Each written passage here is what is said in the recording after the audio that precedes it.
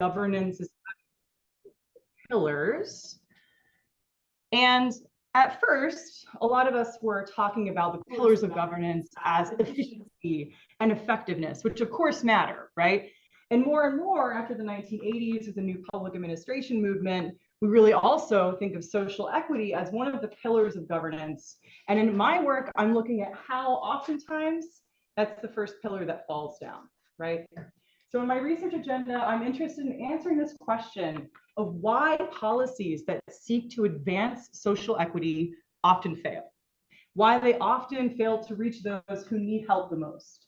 And I argue that we can't just look at policy design, we also really have to look at public management. So a lot of my work is thinking about the implementation process. And not just the causes of these inequities in policy design and implementation, but also the solutions, right? What are the different levers that we can pull to hopefully reduce disparities, especially I focused a lot on racial disparities, but also a broader set of disparities within government programs. So the motivation for this specific piece is based in the long-standing disparities that we see in access to public programs, right? Especially for marginalized communities. We know one driver is administrative burden.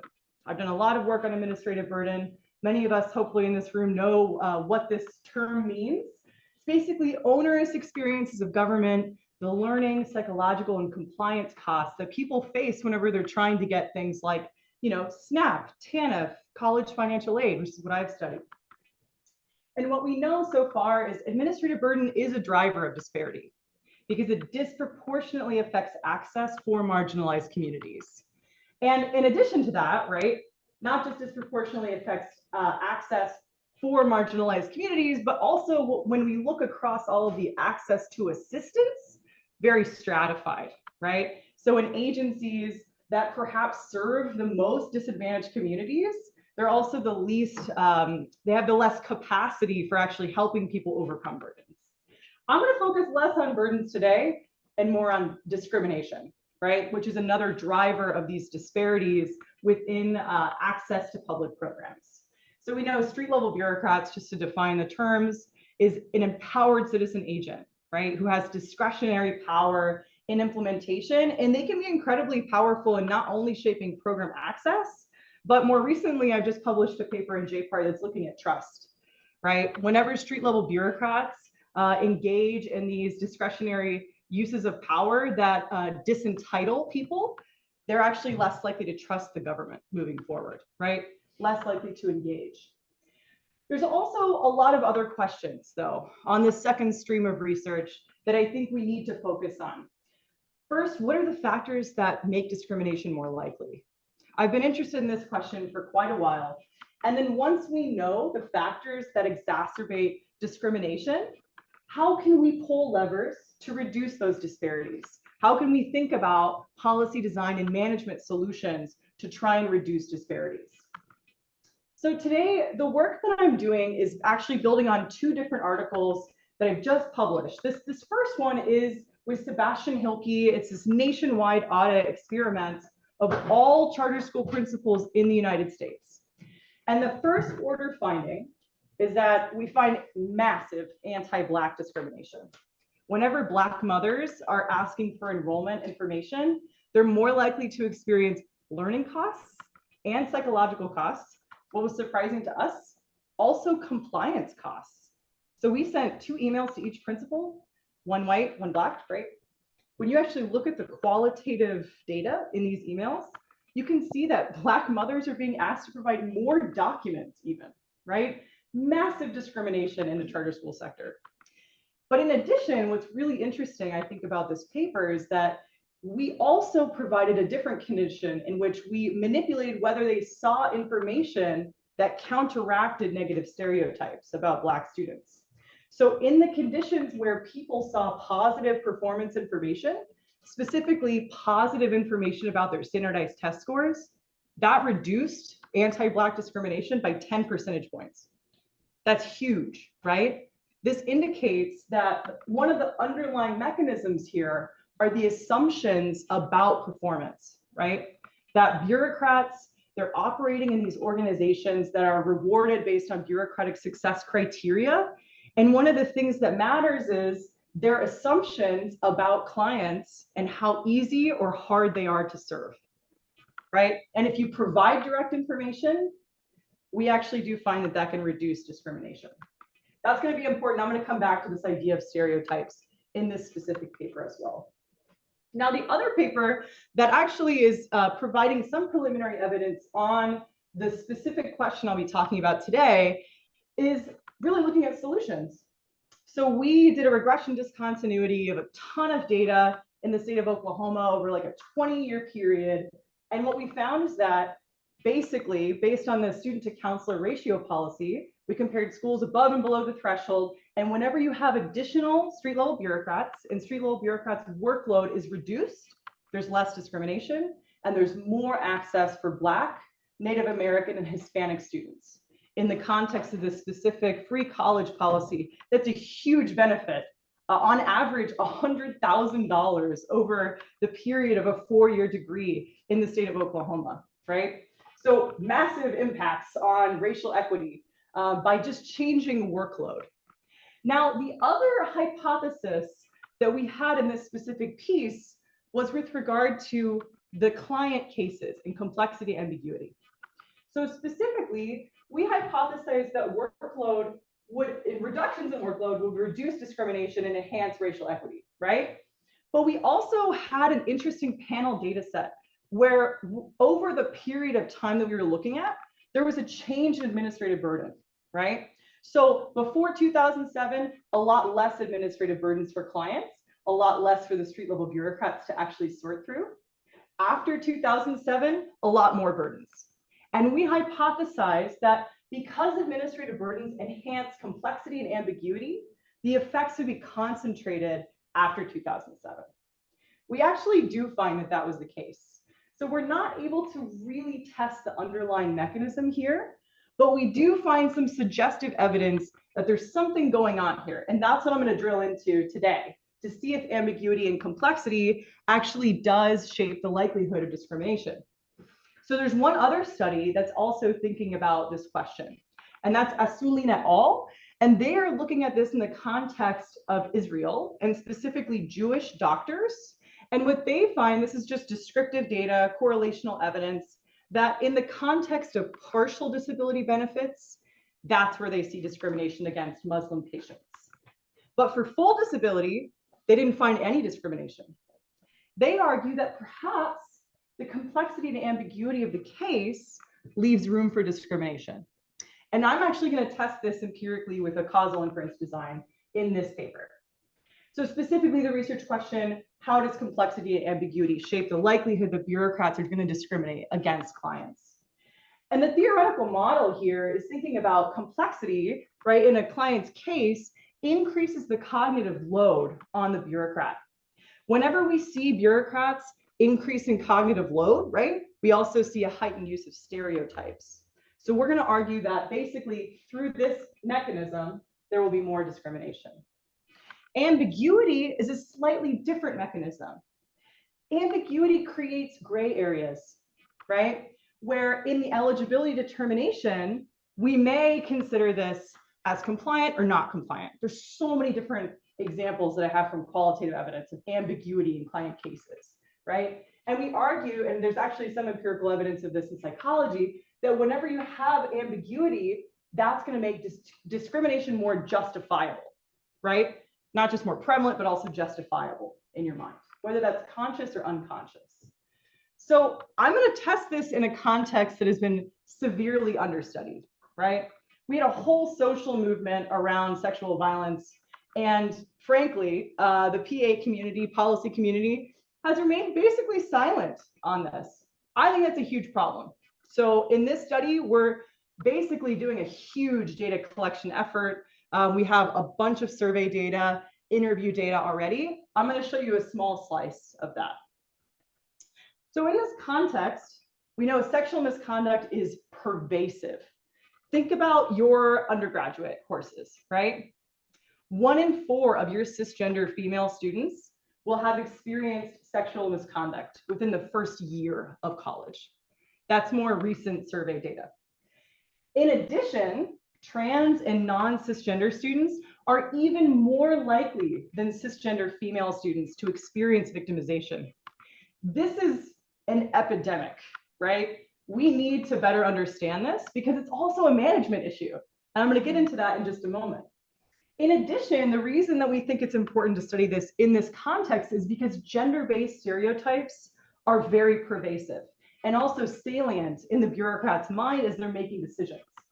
So whenever there's a couple of different survey experiments out there that have looked at how the gender of the victim affects the perceptions of the case specifically.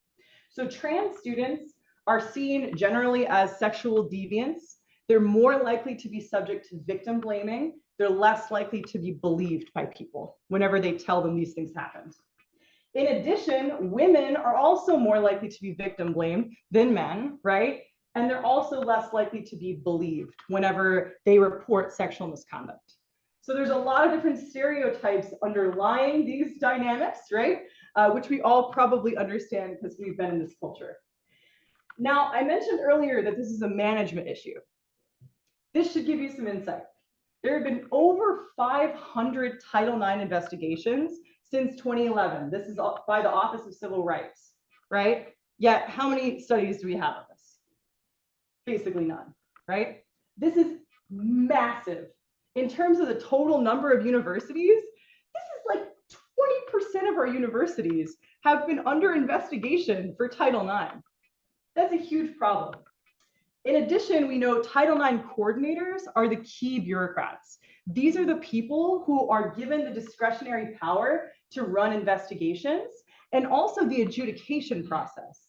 So they gather evidence, they adjudicate the cases, they have control over a lot, and the regulations are ambiguous, right? So they have a lot of power to determine what their office is actually doing.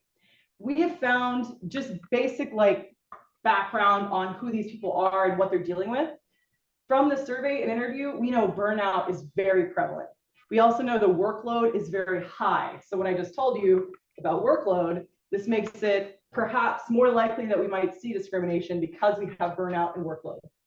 In addition, though, on the flip side, all of these bureaucrats are working in organizations that explicitly have the mission to advance gender equity. So finding gender-based discrimination in these offices, that's alarming, right? And we actually do. There's also a wide variation in terms of how they use discretionary power and how they see their role in implementation. I don't have time to go into all of that, but that's just some general background to give you a sense of who these people are. Our first hypothesis, we're definitely going to look at the theoretical mechanism here, but we also think at baseline, it's important to look at whether there's trans discrimination, in particular because this community has been victimized so much in this context, but also in the political moment that we inhabit with bathroom bills and bans on gender affirming care. Now, in addition, we also predict that cases with less complexity and ambiguity at baseline will be prioritized. These are easier to serve cases, right? But most importantly, this is what we're really interested in. We think that discrimination against both transgender community, but also women, will diminish whenever complexity and ambiguity is reduced. So now I'm going to show you how we're going to measure everything and how we've actually gone about this research. So we partnered with the TICSA, so the Association for Title IX Administrators, to actually administer this survey, and also they encouraged them to do follow-up interviews as well. We were very worried we would get no responses, right? Because Title IX coordinators are notoriously difficult to reach. That's why it's difficult to gather data on this problem, because very often they don't want to engage with researchers because that uncovers the black box. So we sent the survey out to all Title IX coordinators working at 4-year residential colleges. That's 2,100 total. And then we got around a 22% response rate. For complete responses, we have 461. Now, we also use a conjoint experiment here because this is shown to mitigate social desirability bias, and the methodological literature shows us that this is pretty a good tool for identifying covert and discriminatory preferences. By the way, I should have mentioned, if anybody has clarifying questions, you're welcome to ask them. Here's what it actually looks like. So we have 5 different case profiles that we present to the Title IX coordinators. We ask them to imagine they have limited time left in the day. They look at 2 different case reports and they're going to select one to prioritize, right? Here's what the case reports look like. Importantly, we pre-tested this with the Title IX coordinator. So a Title IX coordinator helped us to use the right language. So to all of you, it may feel weird that it's called a student complainant. That's the legal language that we use to describe students who engage in this formal report process, right? In terms of the type of report, we varied whether it was assault or harassment, right? These are 2 different scenarios. They vary in terms of severity. This isn't theoretically interesting, but it's also something that the Title IX coordinator said, this is probably very likely to be included in the case report. So it adds to the realism. Now, most importantly, this is how we measure complexity and ambiguity. So whenever there's video evidence provided of the incident, there's actually a lot less complexity for the Title IX coordinator because they don't have to go out and gather a ton more evidence, right? They already have some pretty damning evidence that this happened. In the context of no additional evidence, there's both ambiguity around whether this occurred, and there's also a lot of complexity. So based on our interviews, it can take anywhere up to 6 months to adjudicate the case, to gather all of the evidence. They have to do a ton of interviews with folks. They have to bring folks in. They have to get faculty members to volunteer to be on the panel for each of the different adjudication processes, right? And then they have to ultimately issue the decision. And in this process, it's a ton of work. If you have no additional evidence, right, then you have to do all the heavy lifting yourself. So that's complexity and ambiguity. And then we're also varying the gender of the complainant. So we say woman, man, or trans woman. We didn't include trans men because we didn't have power with the interaction. However, it's important to note, I wish we did. I also wish we included other attributes, but here we are. With trans women, we chose trans women over trans men because they're more likely to be victimized. And then finally, for the accused, we varied whether it was a student or a faculty member. We thought this was interesting because of the social capital difference, but we didn't really have theoretical hypotheses on that. So in terms of the analysis, we do an AMCE analysis. The average marginal component effect is what you'll see for the main effects. And we cluster the standard errors by individual identifier in line with best practices. We do have 5 observations per respondent, right? So you want to cluster those standard errors. We've run the results with a lot of different specifications, and the results hold. You know, I thought actually there'd be some interesting variation based on whether you're controlling for ideology or education or gender. We actually don't find a lot of variation there. The one area that I'm happy to talk about in Q&A where we do find a lot of heterogeneity is by sector. So I'll show you that in just a moment. We looked at caseload, organizational attributes. The results really aren't that heterogeneous. So now let's go back to hypothesis 1. Do Title IX coordinators discriminate against trans victims? We find the answer is yes. Compared to men, right, trans women are less likely to be prioritized. And speaking of the subgroup analysis, we find this is driven by private colleges. So Title IX coordinators working in private colleges are the ones that are more likely to deprioritize trans women. This is not surprising once we look at the interview data. Now, in addition, we predicted that those cases that have less complexity and ambiguity, they'd be more likely to be selected, right?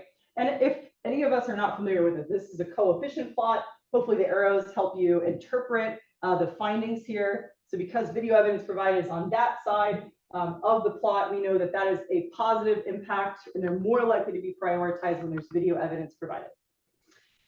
Now, third, we expected this too, right? Where people are more likely, the Title IX coordinators are more likely to prioritize the more severe case of sexual assault compared to sexual harassment, which is in the expected direction. However, this is not in the expected direction. We actually thought that faculty members present a sort of threat to Title IX coordinators, so they'd be less likely to prioritize cases where the faculty member was a perpetrator. However, they were actually more likely to prioritize cases where the faculty member was the perpetrator, right, against the student, and less likely to prioritize when the accused is the student, right? Also really excited to hear your thoughts on this, because that's kind of confusing to us right now. So now, most importantly, for hypothesis 3, the real theoretical mechanism test here, what I'm going to show you are marginal effects plots. And these marginal effects plots will basically show you the likelihood that a man, a woman, or a trans woman is prioritized across the level of evidence, right? So over here, you see the likelihood of prioritization with no additional evidence. So for men, they're prioritized 51.9% of the time when there's no additional evidence. Wow, that is flat, right? 51.9% of the time whenever there's video evidence. This is strikingly flat. So there's no change for men, right? Reducing complexity and ambiguity has no effect for men. For women, this was striking. This is over 10 percentage point change. So going from no additional evidence, when women present a case, right, with no additional evidence, it's 44.9% of the time they're choosing the female victim, right, the woman as the victim. Now, whenever you add video evidence that reduces complexity and ambiguity, we see that go up to 56.1%. That's a huge change, right? In terms of our theoretical model, what we think is happening is over here, we're less likely to believe women, right? So whenever there's a lot of complexity and ambiguity, we're not going to prioritize that case. But whenever there's video evidence that reduces the likelihood that you actually think that there's an ambiguity about whether it happened, and in addition, reduces the complexity for you as a bureaucrat to go out and gather evidence, we find that actually women are prioritized, even over men. And I think this is really interesting from an empirical perspective as well, because if you didn't look at this moderating factor, it would look null, right? We would think that there's no discrimination against women if we didn't include that. But in fact, it's completely different. And these are statistically different. For trans women, we find similar but not statistically significant increase. So going from no additional evidence, under these circumstances, trans women are chosen 46.5% of the time. They're deprioritized, right? But then when you add video evidence, it goes up to 49.1% of the time, almost to that 50% mark where we would think that this is just a flip of a coin, right? Where there would be no discrimination at 50%. So it's not statistically different for trans women as opposed to women. Now, key takeaways here. First, we do find evidence of anti-trans discrimination in this context. Second, we do find that reducing complexity and ambiguity did increase the likelihood that Title IX coordinators prioritize women, but not necessarily trans women like we expected, right? It's not statistically different. So now I want to take a moment and think about, what does this mean for theory and what does this mean for policy design? So first, okay, we're good. There's a beat. First, ambiguity and complexity exacerbates the reliance on underlying stereotypes, right? So in these specific cases, we may see that street-level bureaucrats, they're more likely to prioritize easier to serve cases, which can then undermine equity. Super important, I think. You may be wondering about external validity, and I've thought a lot about this, right? Is it only the case that we find gender-based discrimination in this specific context? I don't know about that, right? Actually, in many cases, bureaucrats are responsible for investigating eligibility, right? And in that process of eligibility determination, they have to gather evidence. And I actually saw this great presentation at APAN. It was a qualitative study, and it was this researcher that basically titled it, "Black Women Keep Receipts." And the whole point of this presentation is that as opposed to white women who are applying for WIC, Black women were bringing more paperwork than what they needed, right? To try and reduce the context of ambiguity, right? And complexity in their case, because they were afraid of discrimination, right? So I think that this is not actually just limited to Title IX. I would argue it's applicable to many other situations, but especially this really interesting work that's being done by Krause and Park on equal employment opportunity offices and how bureaucrats manage discrimination within their organizations. So finally, I want to talk about policy design a little bit.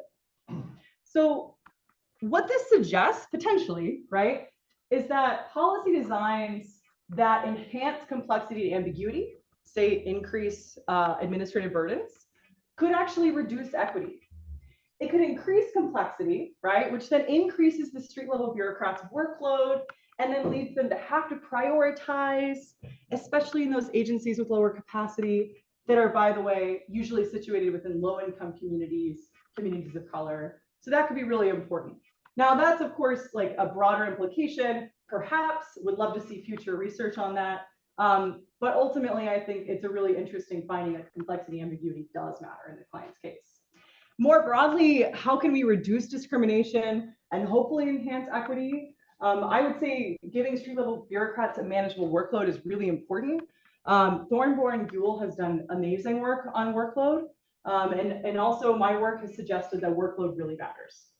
In addition, I would say reducing complexity and ambiguity in the cases that these street level bureaucrats are reviewing could actually be a mechanism here, right? And this suggests some really interesting implications, I think, that I'd like to work on in the future. Burden reduction efforts that are using existing government data to populate forms to reduce these complexity and ambiguity of cases could actually reduce discrimination, right? Have no idea. Great opportunity for future research for anyone who's interested in this in the crowd. All right, with that, thank you so much. I'm looking forward to questions and comments.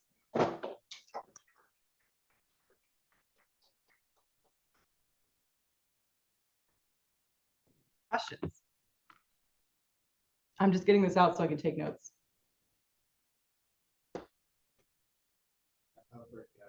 Yeah, go for it. Just a real basic kind of, not even a clarifying question, but why is the workload so high on Title IX administrators? Are there that many cases being brought to their attention? Yeah, there's a lot of cases, but in addition, it's that every case is a ton of work, right? Each case is 6 months worth of work where they have to go through and gather all of this evidence, do a ton of interviews. So even a workload of 5 cases in 1 semester is a lot.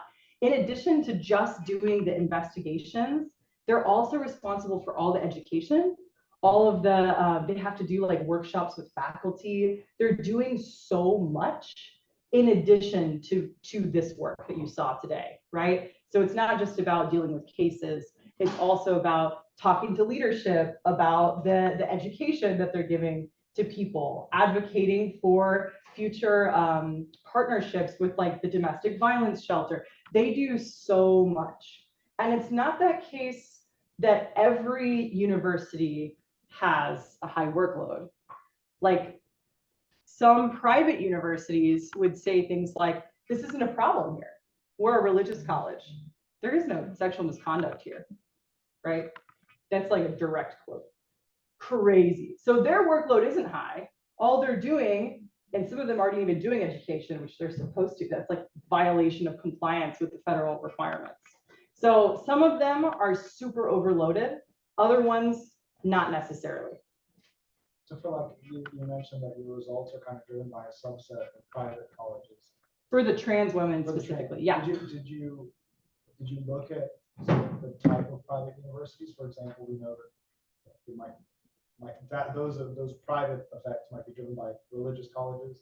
That's exactly what I was expecting. Unfortunately, I did look at this, and the religious colleges, we have like 6 total. And also it's the IPEDS, the Integrated Post-Secondary Education Data Set. They have an indicator, but it's imperfect, right? Like it only captures very few cases where the universities are officially religious colleges, right? That have these formalized, you have to go to prayer and all of this. But in fact, a lot more universities probably have that culture around religion that we aren't able to capture with the like quantitative evidence. But it's a really good question, and I think that that's probably what's happening. Yeah, Susan, go ahead. So first, I wonder how many Title IX coordinators for each university, like on average. How many are at each university? There's 1 Title IX coordinator per university. Only 1, okay. But there's deputy coordinators in some universities, right? So it's a good question. Yeah, but in general, there's not more than one. And a follow-up question is, Yeah. Do you know the gender of the coordinator? Yes, we do. We do. And I think it's a really good question. And I've looked at gender and it doesn't matter, Oh, which is strange, right? Like, but it also aligns with the evidence. It's Right, right. opting into these jobs. Yeah. So, you know. Well, also the vast majority are women, Right. and like if you're- over 80%. Let me see Yeah. this descriptive statistics. Let's see, gender. Oh yeah, 77% are women. So like to the degree to which we only have a handful of men to look at, like perhaps it's power, or perhaps these gender stereotypes are pervasive regardless of gender, right? Which is a serious problem, but also aligns with other work on other identities, right? Where there's internalized sexism, internalized racism, but in this case, it would be sexism. Who knows? But I was very surprised gender didn't have a role. Suzanne. Did you have anything else? Go No, ahead. yeah. Thank you so much for your presentation. It was really, really great and really informative, and it does seem like a wonderful topic to take on. So you're going for the charge. Wonderful, difficult, yeah. Yes, At the great. same You time, know, glad thanks. you're working on it. I had a thought on the faculty member. So my guess is that the type, so these Title IX officers, is that what they're called? They're Yeah. employees of universities. They are. Right? Yes. And so my guess is in those cases, they are more interested in their institutional reputation than they are their workload, right? Because if a faculty member is harassing, I don't know if these were all students, possibly. Yeah, they were all students. You We held that know, And you constant. could think about possibly faculty members, long-term employees over periods of time. They would, that, if that was happening and they didn't do something, then I'm imagining the institutional reputation is more important to them at that moment than. I have a Interesting. guess. I'm sorry. Yeah, but, go for it. Yeah. Because I was thinking that the position of power with faculty and students is very different. Yes. Yes, So when you absolutely. study like harassment Mhm. and specifically Yeah. women, we can find a lot of more of papers and work on that matter. We know that the context in which these abuses occur. So I think Right. also if you're trying to clean the the analysis and the decisions, the choices that they're taking is it's more easy, I think, in the perspective that when you have a relation, a hierarchy and a position of power, it's easy to go like if you had a conduct that is That's can interesting. be misinterpreted or because everybody is or in some famous cases where people are trying A lot to of famous refrain, cases. So for me, it's like if I were like a coordinator and I have to take this decision and I have two students that are accusing each other or whatever, there is a lot of more factors that you cannot control about the relationship with these between peers. Yeah. But when you have like a power position here, that you know that something is wrong, even if that it ended up in a legal problem, or it's just that the faculty did something wrong for the student to, or in the other side, a lot of students that I think Monica's point's not relate. I think they're related, right? Because Yeah. there is a power relationship. Right. And then. And when so that the hits assumption is that it's it's wrong, right? Yeah. Yeah. But your point is different. And I think this is a really interesting one because I could see it going either way, right? Title IX coordinators are pressured, I can tell you from the qualitative evidence, they're pressured by the presidents to not have any cases, right? Right. So especially having a faculty case, if they adjudicate it, they fire a faculty member, that faculty member then goes on to sue the university. That's a very bad look, right? That could be very bad for a So reputation. can they choose to just ignore a case? Thank you for asking that question. This is something nobody knows. And this makes me more angry than anything else I found. Title IX coordinators have the discretionary power to decide whether to investigate or not Oh, investigate. interesting. Well, then. Right? So I can tell you from a specific case at a university I used to work at that things were swept under the rug for 30 years, right? And then finally it did come out, and you're right, it had a negative effect on the reputation of the university, right? I think it's still having a negative effect on the reputation of the university. But in terms of short-term decision-making, as the person who's going to have to go up against their president, right, against a faculty member who has a lot of institutional power, that seems like a scary position more than a student. But I was wrong, right? So I think that in this case, it may be about power. And it may be that this power differential leads them to assume this is wrong, right? And so regardless, we're going to prioritize the faculty on student case. But then there's another layer to this that I only know because of all the qualitative stuff. Some of these Title IX coordinators will say, I'm not going to investigate because that's not under my jurisdiction. That's HR. So then HR takes the case. I have another question. Do you know how many cases are being dismissed? Like in like the rate of how many accusations are being done and how many, you know, and different coordinators.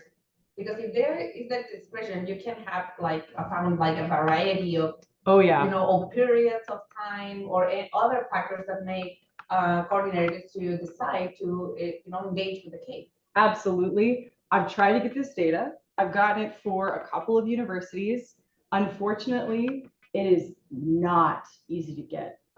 They're not going to give you that data unless you force them, right? So what we have, like on a national scale, I'm also doing a lot of work that's looking at state laws and the effects on reporting rates.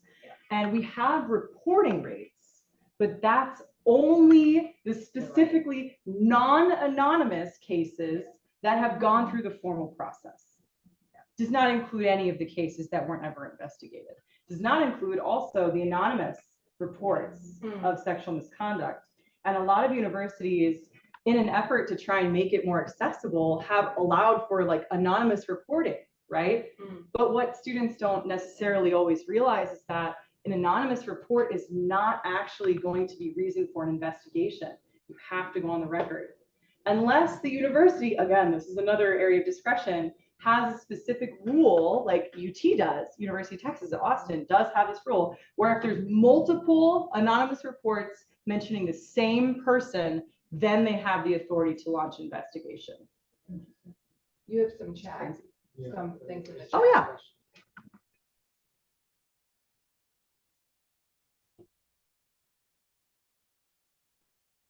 All right, I'll start with the Purva. Thank you. Find the nature. Can you say a little bit more about your question? Yeah, I think, thank you, by the way, for the presentation.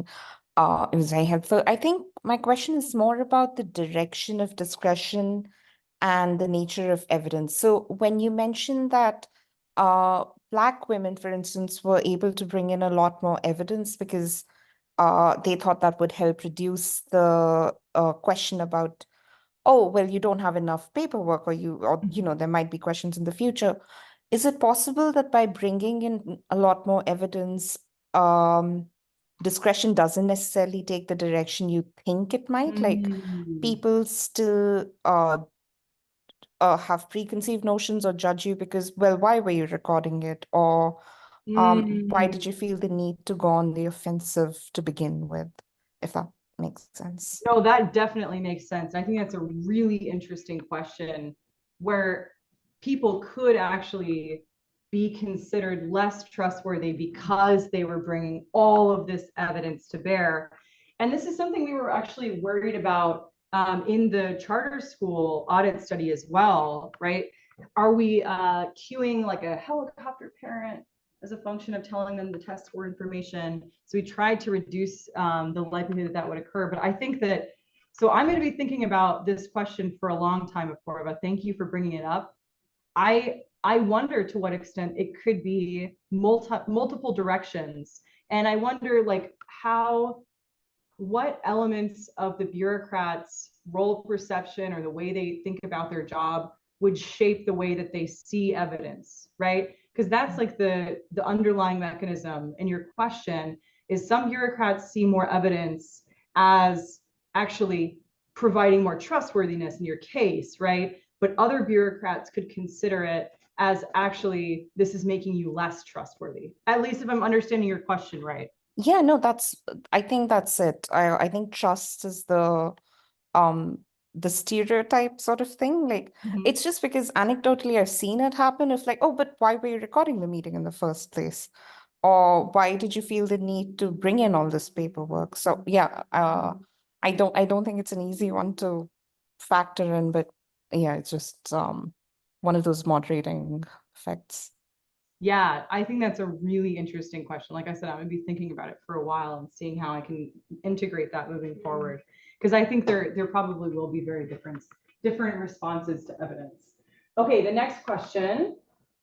Is it possible that they're likely to prioritize cases they typically see less of, assuming that they see less faculty cases generally versus students, because student populations are much larger, and that male students may report cases less often? I've thought about this question quite a bit, so thank you. I think that you may be right in terms of the faculty versus student cases. In terms of male student cases, you may think that perhaps if men are less likely to report than women, maybe they're trying to prioritize men because they see less of those cases or because they're less likely to report. I've looked into the statistics on this. Actually, men are not less likely to report sexual misconduct than women. And that was surprising to me. The only thing that they're less likely to report than women is domestic violence. So when we look at sexual assault and sexual misconduct, very similar levels of reporting in terms of underreporting, right? And I do wonder to what extent, like, because there are, only a handful of cases that are brought where the victim is a man, that is the reason that we see prioritization. But frankly, based on the evidence and based on this slide in particular that I'll go back to, I don't think that's what's happening, right? Because if that was what was happening, we would probably see some movement here, right? The fact that men are being prioritized all the time over women and trans women makes me think that perhaps this has something to do with gender stereotypes and something to do with underlying levels of power. But it's a really good question. And it's one that I've been thinking about. Other questions? Okay, Yeah. I have another one. Suzanne. So you got what, like a quarter of the Title IX coordinators to respond, or 20%? Yeah. Like that? 22, 26%. Yeah. Do you have any idea, like, who respond, like, Mhm. obviously the people responded are different than the people who didn't. And Yep. I'm wondering if that's affecting Yeah. your results. I don't know how. Yeah, no, I think it's a great question. So I've looked at the broader, like the set of, I don't have individual level characteristics, but I have institutional level characteristics in our survey sample compared to the population that we reached out to. And what I can tell you is that the one area where they are different is size. So we actually got responses from larger universities than smaller universities on average, right? There's still some small universities included, but my takeaway from that is probably that, especially based on my qualitative interviews, it's because those offices probably have the ability to respond. A lot of the smaller universities, they have a Title IX coordinator who's also the director of HR, which, by the way, is also not in compliance with federal regulations. There's so much non-compliance on this issue, right? But they're wearing 18 different hats. They're doing a billion things. So I would absolutely expect that in those cases, perhaps we have less of those colleges because they don't have the bandwidth to respond to a survey. In terms of what that means, perhaps this would be a conservative estimate, right? I don't know which direction, but perhaps, right, we might expect that it would be a conservative estimate because those people are the most overloaded, the most burnt out. And I think so when we look at burnout, it is more prevalent actually among the really, really high caseload and the really, like the people who have no people in their offices. Their FTEs are like one, right? They literally run the entire office. They do all the investigations, do everything themselves, which is also not in line with federal regulations because you're supposed to have multiple people who are actually deciding on the cases, right? It's a really good question though. I'm still thinking about how that could factor into the external validity of the results, right? And perhaps we might expect it to be different for smaller universities. Other questions? Yeah. Do you have any quantitative findings to suggest why video recording evidence moderate the engagement in the investigation for women? I mean, I think that the underlying mechanism, right, is it's less complex. A lot of the times that Title IX coordinators in our conversations are talking about how it's a very difficult job, right? How these investigations are incredibly difficult in this specific context, in this specific crime, because very often perpetrators are doing this behind closed doors, right? So it's very difficult to get evidence. And I mean, in this particular context, the qualitative interviews don't say much about why we would see it being different across gender, if that's for your question. But at least the underlying theory would suggest that it's because it's less complex. There's probably less workload involved. And in addition, there's less ambiguity about whether it happened or not. Yeah, I understand what you're saying. And another question is that for men, there's not much effect. Is it possible that it's there's something about the type of complaints they will be facing different? Like for men, probably they tend to report something more obvious. Well, they're the same exact cases, right? Like they're not, like the cases are not different. Do you see what I mean? We're holding that constant. Right. So regardless of the type of case, we don't see things change whenever there's less complexity for men. But like the underlying assumption, I see what you're getting at, but we've kind of already controlled for that in the design, right? Because we have the type of case as an attribute. Yeah. But it's a good point. If we didn't have that, that would be a problem for sure. Yeah. Really great presentation. I thought it was really wonderful. But I do have a sort of question about the ambiguity. Yeah. And sort of the nature of evidence changing, specifically with like deepfakes and AI. Ooh. So I'm wondering if that, might increase ambiguity as opposed to decreasing ambiguity. It's so difficult to actually parse out what's true and what's not true. Ooh, I had not thought about that. Deepfakes and AI, so being able to manipulate a video here to essentially show what you want to show. And so it doesn't necessarily, so all of us have to start thinking about what we see on video, whether it's true or not. So that just increases the ambiguity and our ability to decipher, is this actually happening or is it not actually happening? The nature of evidence, I think, is going to shift. Yeah, and so like we had played around with a couple of different ways to actually manipulate this within the experiment. So one of the things that I had wanted to go with was like a witness statement provided, right?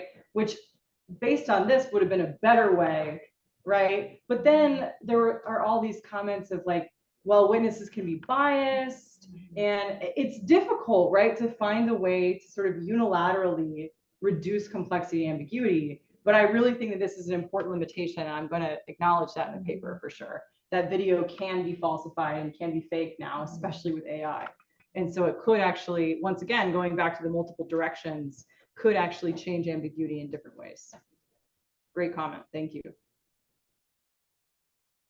Other questions? Yeah. Hi, so thank you for the presentation. Sorry, I had to join very late. No problem. I wanted to probably a couple of questions. One of them, thinking about generalized ability, right? So you mentioned the different nature of your sample versus the universe of these coordinators. That's extending beyond that.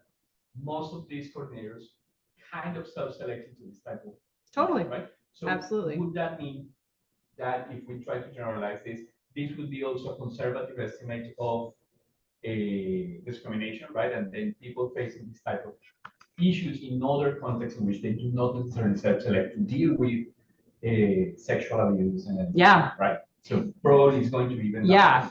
So I think this is a really good point. And again, I'm going to talk about that in the external validity section of the paper. So thank you. I also, whenever we look at the survey data and also the qualitative data, we ask them about like, how did they end up in this position? Some of them, it's a very clear line. They worked in civil rights, right? They were a civil rights lawyer. They're going into this position because they want to help kids. Other people bounced around. They were just a person at the university, and the university needed a Title IX coordinator and the pay was higher, right? So there's less self-selection in that case, but I think on average, like it's hard to think about this on average, but now I want to look at the previous experience question and survey to get at this, right? Like how much self-selection is there into these roles? I think it's probably predominantly self-selection, but there's also some randomness. So you have this in the quantitative data. I do. And in qualitative. Yeah. And it's always fun. The qualitative data, Title IX coordinators are not willing to talk about these scandals, like the reputational scandals of their current institution. But when you ask them about previous institutions, that's when you get the wild stories, right? Of specifically pressure, so it's really interesting from a citizen agent or state agent perspective, right? If you're familiar with street level bureaucracy literature, this idea that Title IX coordinators and all bureaucrats face pressure from their political principals, right? Presidents of the university that are really worried about reputation. And then they also face this pressure from clients to try and, right, be my advocate, help me get resources, help me get justice. And the tension is very clear for these, in particular, these bureaucrats. But I think more broadly too, if we think about EEO offices, equal employment opportunity, probably the same self-selection happens in those offices. But I wonder, to what extent that affects the results. And I would anticipate that it would make it a more conservative estimate, like you said. Did you have other questions or? So second, you probably explained this when I was not here, sorry. But is it possible that complexity and ambiguity are two different things? I think they are. Yeah. Right. So I'll show you the model. No worries. And I think this is a really interesting, I wanted to do this. So I'll tell you, this actually got removed whenever we did our pre-test with the Title IX coordinator.